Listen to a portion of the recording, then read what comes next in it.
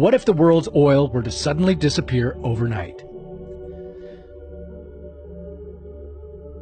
What if your life was totally different? What if is a scary possibility.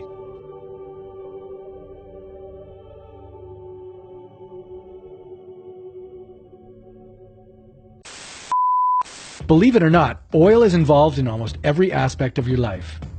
Think of your morning routine. Your alarm goes off. What's the first thing you do? Whether your snooze button is old school plastic or new school electronic, it's been made with petrochemicals. And so is your toothbrush. And your toothpaste. Lipstick? Yes. Shaving cream? Absolutely. God forbid you washed your hair this morning, because that bottle of shampoo is a product of pure chemistry. And oil. If you thought losing oil just meant giving up cars, you've been taken for a ride.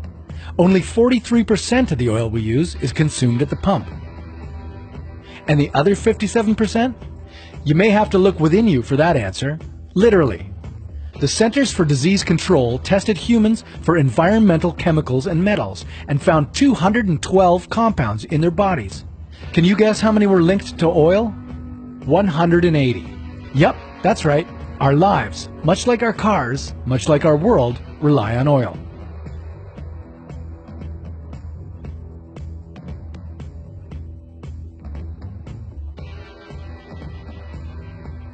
"89% of American cars require gasoline, and considering that most people drive to work and then to the grocery store, well, say goodbye to business and food.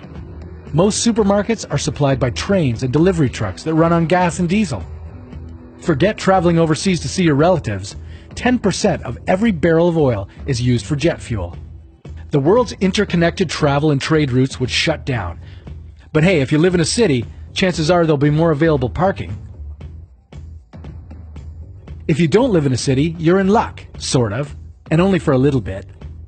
In 1 week, a lot of places would lose electricity.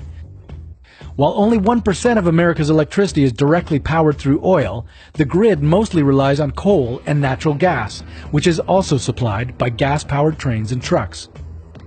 In 1 month, most major cities would become blacked out, foodless free-for-alls.